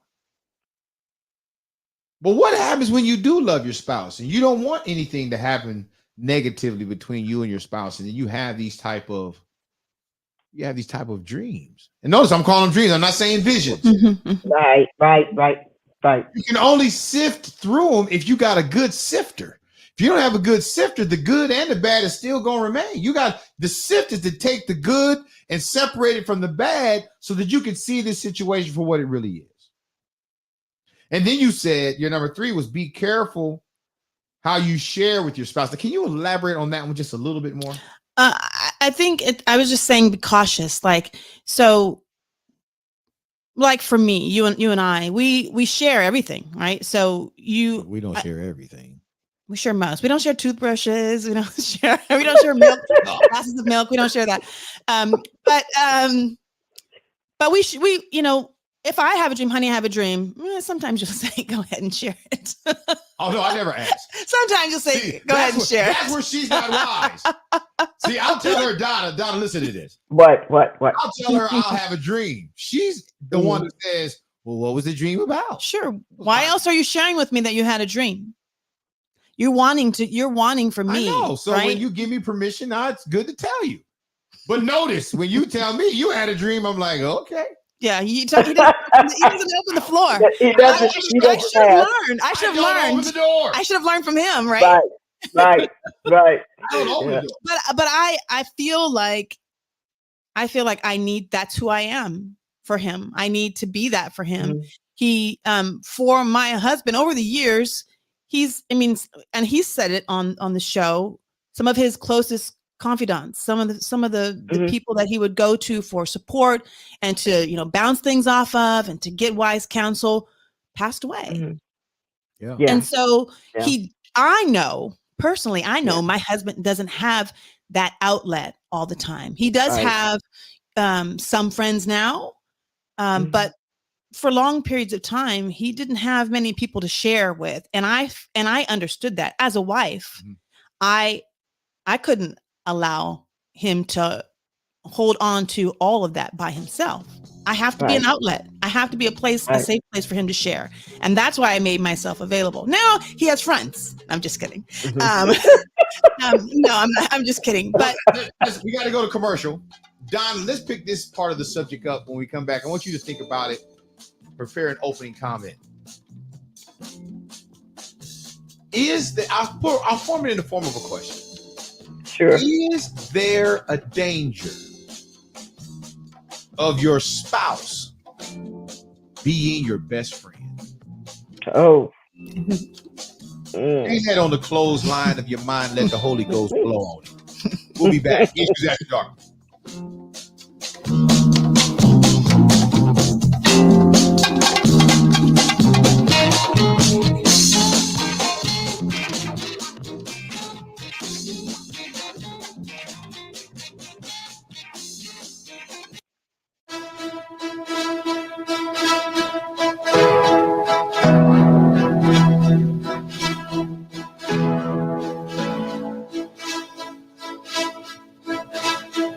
Open the eyes of my heart, boy. Open the eyes of my heart. I want to see you. I want to see you. Open the eyes of my heart, boy. Open the eyes of my heart. I want to see you.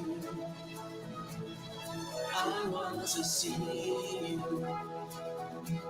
To see you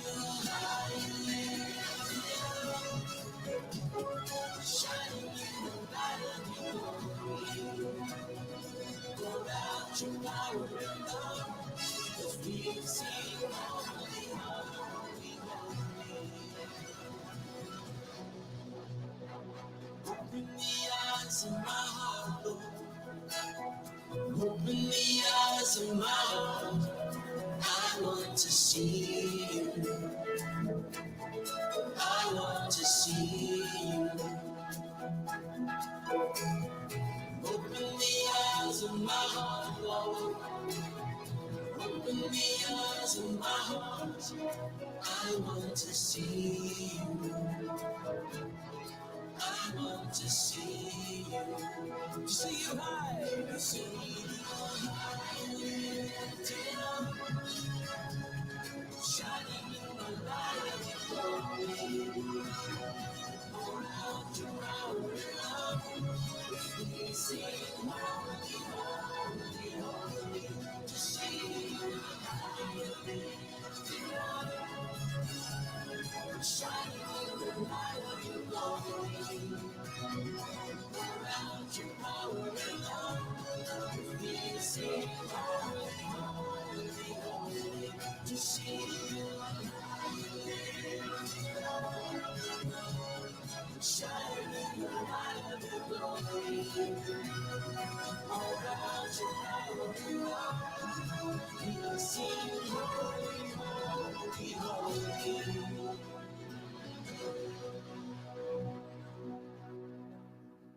Holy, holy, holy, holy, holy, holy.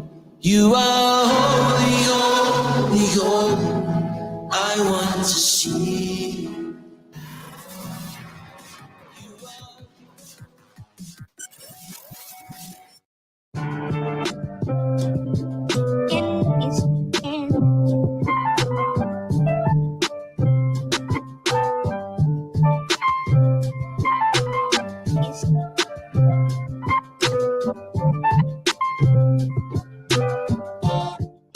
Issues After Dark. We're in season 2, episode 15. Man, this season is flying by, just like this broadcast today is flying by. We only got just a half hour left in the program. Let's bring our special guest back to the stage, Letitia Evans, who's happy to be here on a Monday, even though she typically is a special guest on a Thursday. Donna Williams, your host, your big brother Deion Evans, your co-host. Let's get to this question, Don. I want to hear your thoughts on it. Let's lift it a bit. Is there a danger for your spouse to be your best friend? That's a great question. And the first thing that came to mind is the fact that men and women process information differently. Mm-hmm. So when you're sharing with your spouse as a best friend, the spouse is seeing it one way. The male is seeing it one way. The male sharing, he's got this one little compartment that he's sharing from. Meanwhile, the wife, everything touches everything else, right? So now I'm processing not just through that one thing you shared, but now there are all of these other things that become connected to it, because there are emotional ties, there's that marital bond, there's those psychological ties that sometimes the spouse can't always be objective. I like the idea of spouses being friends, but I also like the idea of spouses having a friend, same gender, that understands how we communicate, how women communicate versus how men communicate. It's difficult sometimes, like, with the dream. After a while, it's like, okay, I'm kind of sick of this dream, because now I'm beginning to wonder how you see in me. Now that's beginning to touch everything else. Mm-hmm. That's not just about the dream. Now it becomes about the marriage. It becomes about our relationship. It becomes about, what does this mean? Because all of this is going on in my head. Meanwhile, you just said it's just a dream I'm sharing with you. That's all. Mm-hmm. So the idea of, I don't even say ask. what? When she says I had a dream, like, okay, wonderful. Yeah, see, Lord right bless. I literally have to There's beg the him to difference. listen to it. Can I share it with you? Yeah, I don't there's really the want to hear it difference. right now. Curtis And Beck, there's the difference right there. Yeah. Curtis Beck drops a There it scripture on us. He says, is. for though we walk in the flesh, we do not war according to the flesh, for the weapons of our warfare are not carnal, but mighty in God, for pulling down strongholds, casting down arguments, and every high thing that exalts itself against the knowledge of God, bringing every thought into captivity to the obedience of Christ, and being ready to punish all disobedience when our obedience is fulfilled. And yeah, I like this is the part that I really like. Pulling down strongholds, casting down arguments, and every high thing that exalts itself against the knowledge of God. And here's the thing: God is not trying to give you secret information about your spouse in dreams. Now I know that. That's how I can temper all of this, because I know God ain't trying to tell me that I know you think your wife is innocent, but she be cutting up. That ain't God. All women do it. Do you remember when you told me? No, I remember when your friend told you that all women cheat. I'm like, I don't see, that's friend you don't. Yeah, I'm like, that's not a friend. That's not a friend that would plant that in your mind. Who told you they were my friend? You just called them a friend because I know them and you don't. Because you said I don't have no friends who talk that reckless. I would be correcting them myself. No, I'd hope so. All women don't cheat. No, they don't. They think about cheating, but they don't cheat. Just like all men don't cheat. No, Right. they don't. They may think about it, but they don't cheat. Right? Oh yeah, we're gonna think about it. Yeah, of course you will. We're gonna want to. Listen, let me let you in on a secret, Dion. Women think about it from time to time too. It's not suddenly that the woman is blind. Oh no, I know.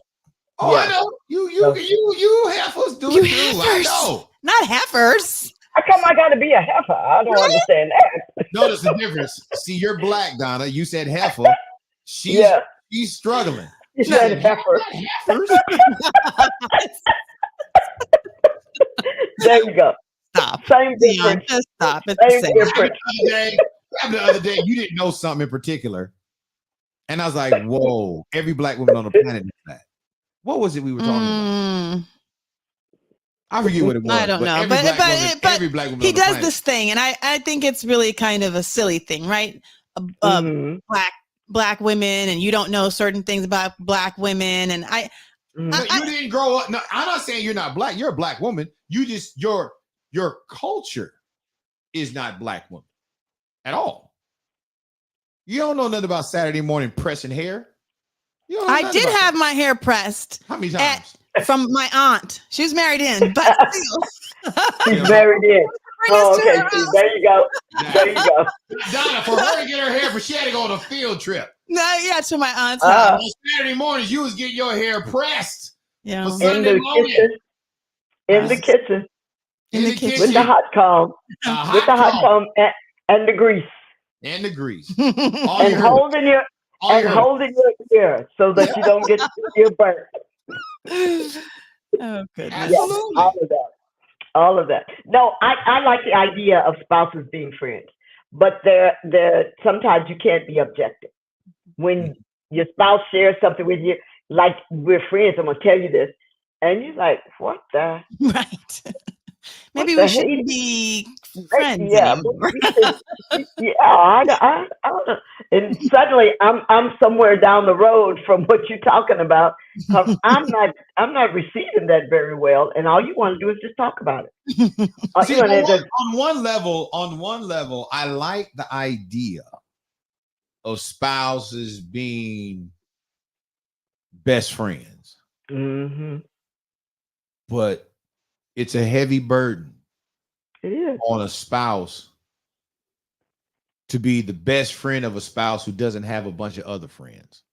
Yeah. Because I'm not the guy who's going to bounce off ideas to people outside the house. I'm not going to have conversations about my wife that could potentially lend an interpretation to this individual, right? That's negative about my wife, right? And I'm the one that generated it. So I would rather, and we have conversations about, we've come a mighty long way in how we communicate certain subjects. There's certain, I can actually say to Letitia, that woman is beautiful, and she doesn't fall apart. Yeah. Early in marriage, that would cause her to cry. She'd burst into tears. Yep. I think we talked about this on an episode once about just kind of being settled, right? Kind of getting to a point where you're settled with your spouse. You understand kind of more about how they operate, because that happens with time. It's not an immediate thing, right? So it's not even a year or 2 years. It's multiple years of engaging and watching and discussions and things like that. And so at this point in our lives, I believe we're like in a settled state, right? So we can have these conversations. I'm not thinking, he's got, some friends in another group that he's going to hang out with, and they're going to bring girls, and he's, going to be engaging with other women. Even so, even if that were the case, I would still have enough knowledge about my husband at this stage of our lives. Do you know why I wouldn't do you believe I wouldn't do that?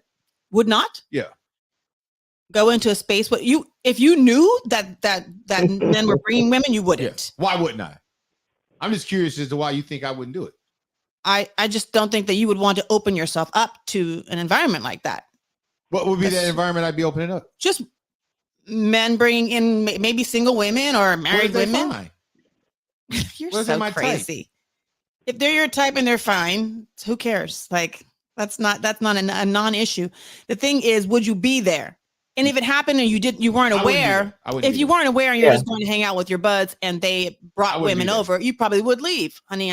Why would I leave? You'd probably find a way to leave, because you would question the intention of why those women are there. Why were they even brought into the environment? Yeah, I'm a firm believer that people want a front row to your sin, and I'm not allowing it. Oh yeah. Oh yeah. Yeah. If somebody says we was sinning and Dion was there and he was with us, it was a public sinning session. Wasn't Dion? Wasn't Dion? See, that may be not no public group session of sin. Wasn't Dion? And that may be why Bishop T.D. Jakes is in the issue he's in, because he should have said, no, this is not for me. I'm leaving. And he didn't leave. Guilt by association. He's terrible. You knew, Miss Donna, that was going to happen. You knew it was going to happen. Have you gone through a time of swallowing? I just can't help himself. I thought he was going to say it. I didn't know he was going to go to. Oh, Lord. Oh, my goodness. Oh, Yeah. So let's switch reels. I like that conversation. Thank you for being with us. Mm-hmm. Give us an update on your last you was with us. You were talking to us about me coaching you as you're preparing for competition in the California State Games. Give the people an update on that since we got you today. I was injured. Oh no. So, the week before last, Sunday before last, I had my best training session. I PR'd. I ran my fastest that I had since beginning 2 months prior, and that was I see the board. 17. Oh, it's wiped off. 17.17 or 47. 17.17. I think was my time. But that same guy pushed myself that day, and that's the day where I felt something happen. And I don't really know. I just went to the doctors today actually about it, because it was progressively feeling worse, and they said they think it might be sciatic. And no. Yeah, so they are setting me up for physical therapy, and they said they would do that initially and see if I needed to go to sports medicine, but hopefully with some PT, I would be able to kind of get back to a good state so that I still would be able to race in June. We're holding on to that thought and praying. Yes. Thank you. That the therapy works, and you're back to training and being coached by your husband friend. Yes. And husband friend coach. Husband friend coach. It sounds so soft. What's a husband friend coach? That's so cute. I'm a coach. Stop. Your Dave's Big Bear. On Sundays, I'm a coach. I got all kind of nickneams. What day? David calls you Grumpy Bear. Her Grumpy Bear. Her Grumpy Bear. Her Grumpy Bear. I don't like that one either. He's so grumpy. I don't know what my son calls me. Tell him. From a distance. Yeah. Calls you dad. That's what he calls you. Calls you dad. Yeah, that's it. Yeah. So what has your training sessions, what has it done for your overall life? I mean, I know you're kind of injured right now, but what has it done as far as motivate you? What other things does it motivate?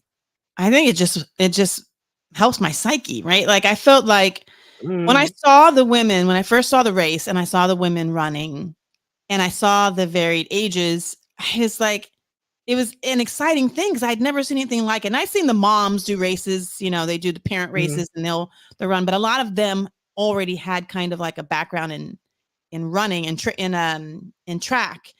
And although there may be some, probably the majority of people at the Masters who have background in track as well, I just kind of, for the first time with one of the moms I mentioned was there with me, thought, hey, that might be something that I could do. And because I know who Dion is and how he trains and how he can take people without necessarily skill and teach them how to, teach them the skill and they excel, I figured he could do the same for me. Right. So just that in my mind, just like, and seeing myself excel has been exciting. Like I'm breaking records for myself. Right. So I started off in the 18s, 19s, 18s, 17s, and progressively I'm dropping my time.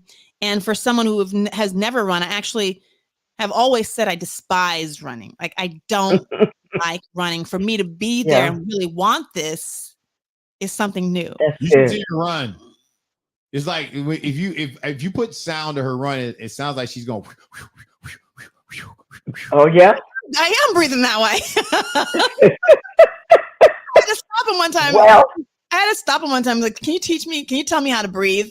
Because in dance, when you breathe in dance, right, you hold your breath. Yeah. So, you hold your breath in dance because you're keeping everything kind of stable, right? But in most other realms, when you're doing some sort of activity, you're breathing into your belly and you're breathing out, right? So I literally had to ask him to teach me how to breathe. All right. Well, there's a level of trust with allowing, and I'm using that word because I can't think of a better one, allowing your husband to coach you.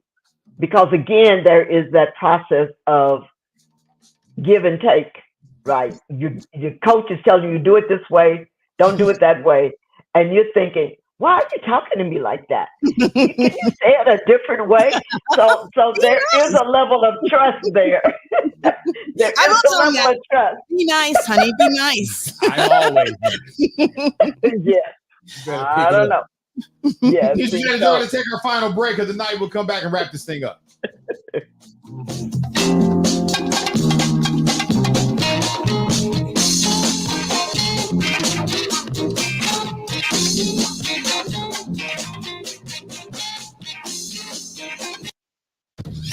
An olive has to go through 3 stages for its oil to run.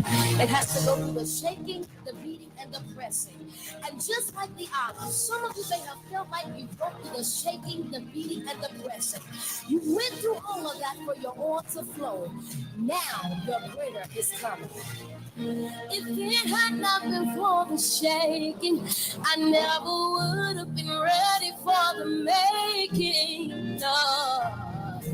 If it had not been for the beating, I would have never knew how anointed I would be. Oh yeah. If it had not been for the pressing, I wouldn't be able to walk into my destiny. He's preparing me for greater. I feel a shaking in the spirit. I feel a beating in the spirit. Oh, I feel a pressing in the spirit, preparing me for greater. I feel a shaking in the spirit. Oh, I feel a beating in the spirit. Oh yeah, I feel a pressing in the spirit, preparing me for greater. If it had not been for the strength, I'm ready for the break. If it had not been for the beat, if it had not been for the beat, I would have known how I would be. If it had not been, if it had not been for the breath, I would be able to walk. He's allowing me to his world. He's preparing me for my greater.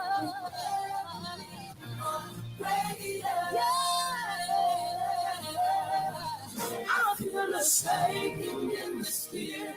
I feel a beating in the spirit. I feel a pressing. He's preparing me for greater. Yes, he is. I feel a shaking. Yes, I do. I feel a beating. I feel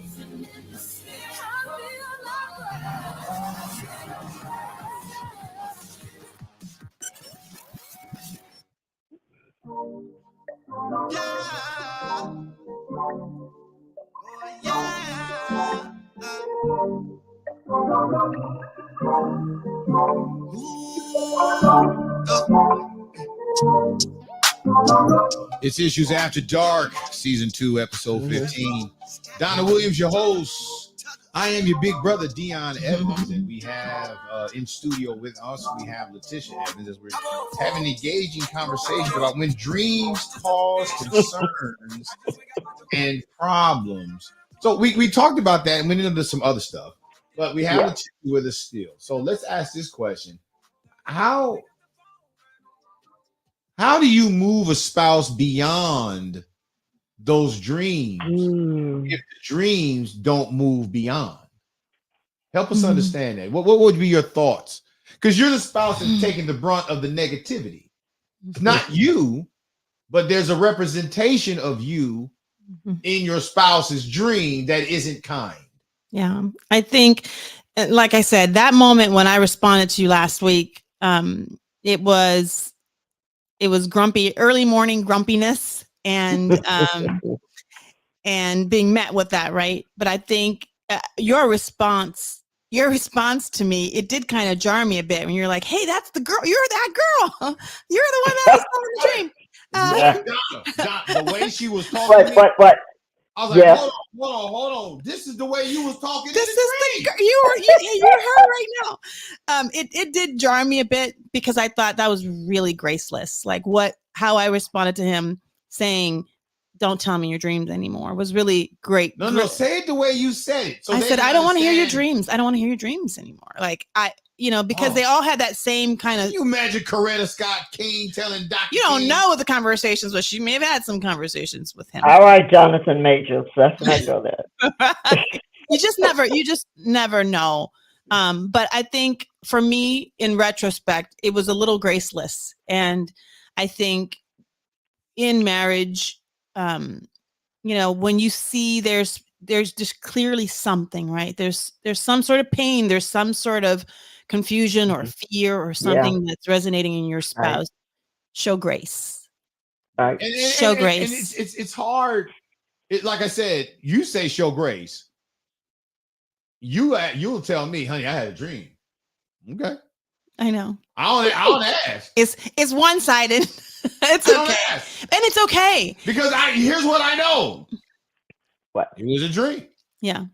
So what? And if I press real hard, we're not going to get any value out of it. It ain't the Lord talking to you. And that's what I really want to get harp. Yeah. Mm-hmm. You having a dream is not the Lord talking to you. Again, if the Lord has to let you go to sleep to get your attention, there's something wrong with your relationship. There's an issue going on there. There's an issue with your relationship with the Lord. Yeah. And so it doesn't make sense to interpret dreams as maybe God is trying to tell me something. This ain't The Color Purple. You ain't Suge Avery. But again, understand how many marriages have been destroyed because of a dream. Yeah. Yeah. And we don't even know all that there is. And we know what Sigmund Freud says about dreams, but he can only be talking, maybe he's only talking about his own.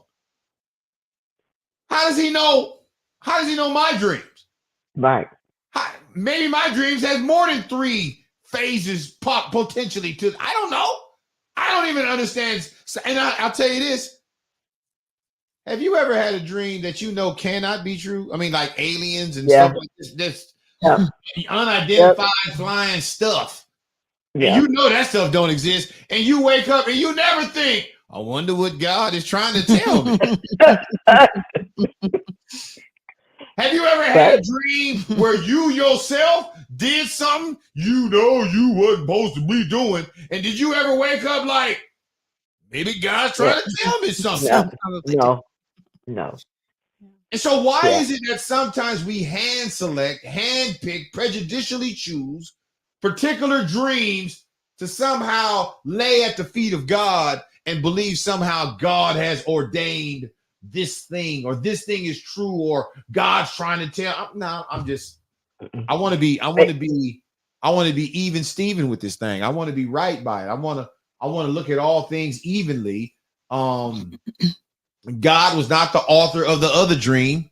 Why all of a sudden, if I have a negative dream and my wife happens to be in it, why all of a sudden is that dream from God trying to tell me something about her? Doesn't make sense. It's inconsistent. And yet marriages are falling apart. Yeah. Because somebody watched the first 48, or they watched they was binge watching Reality Housewives of wherever. Oh my gosh. Yeah. And then all of a sudden in those dreams, these weird characters that pop up look like people in our real life.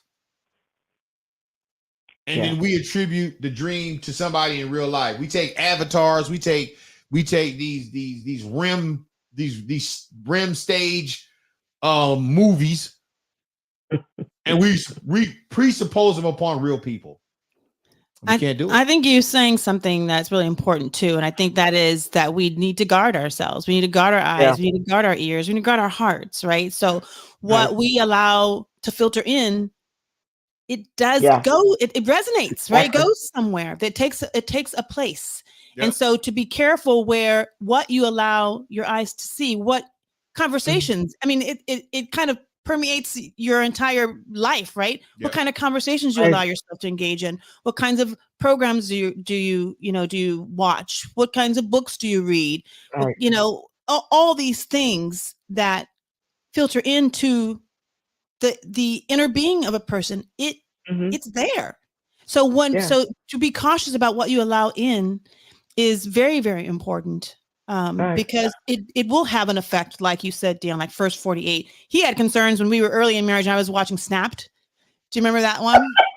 I was intrigued by Snapped. I was like, because it was baffling to me. Not that I was trying to figure out a way, but I did realize that at some point I was like, it was like pollution. I was like, we better not have absolutely. It was we like, better not have no rat poison. No, we better not have no antifreeze. Stop. But I felt it. Like I felt like I was carrying a poison, right? Like something that was dark. And I realized, okay, and he may have said it to me and that might have been the trigger, but that you're watching this quite a bit. Yeah. And I remember thinking, it started to made me feel almost a sickness. You know what your new Snapped is? What's my new Snapped? What's my new Snapped? Citizens app. What is that app you be listening to? I don't want. I don't do that anymore. You had me. Yeah, exactly. You had me sign off it. Exactly. What is Citizens app? What is that? It's not Citizens. It's What's it called? It's Nextdoor. It's Nextdoor. Nextdoor. I got off of Nextdoor too because apparently Armageddon was on the way and somebody forgot to tell me. It was like I had to get off of there. It was too much. It was too much. Yeah, Nextdoor. I stayed off because Letitia was reading fear mongering. She thought this girl. Oh my God. Yeah, it was bad. I scared myself watching, reading it, right? Because I was just at the time I was fearful of something, and I looked at it and I read into what I was reading, and it scared me, and it impacted me. So Dion was like, "You need to take yourself off of that." But that's the same. That's the same. It's the same thought pattern, right? Being careful about what you allow. They're not the same. I'm saying mine was sleep. You was wide. No, I'm saying the same thought pattern in that you guard what you allow yourself. That's what you read, what you watch, what you listen to, what kind of music. I mean, sometimes I was listening to a song. I think it may have been on. Somebody sent it to me in text, and it started. It uncovered the words of the song. Like I've heard the beat of the song and I thought, the beat's kind of nice. I never knew the words of the song. But when you're listening to these things, you may not be aware of the words, but it's still filtering in. Oh yeah. Right. Somewhere. What's that song? Say what? All the time in the got a nice package. All right. Oh my God. Ain't that the song? That's not the song. There was no words, probably like 3 words of that song that you said. That was not the song. All right, y'all. Y'all be blessed. Good night. God bless you. Good night. See you tomorrow night. Thank you, Letitia. Thank you, Miss Donna. Right. Bye-bye.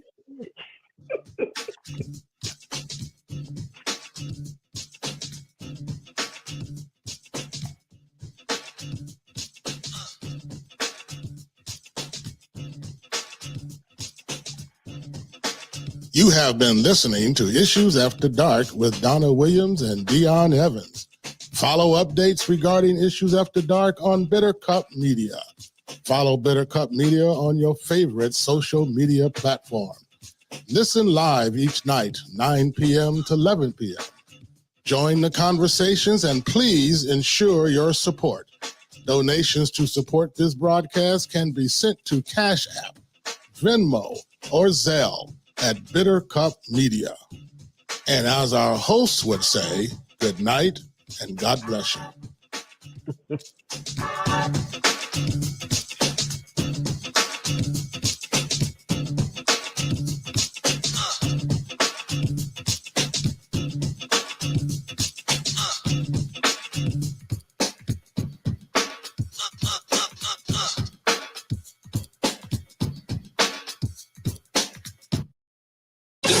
Good evening. I'm Carol Mayete from that OAKLAND, and you're listening to Issues After Dark with Donna and Dion.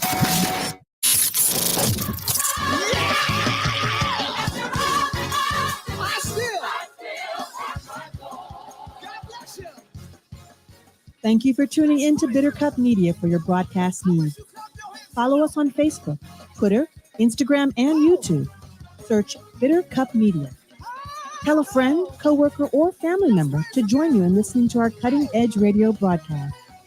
Remember this, even if our hearts condemn us, God is greater than our hearts, and He knows all things. Bitter Cup Media, signing off.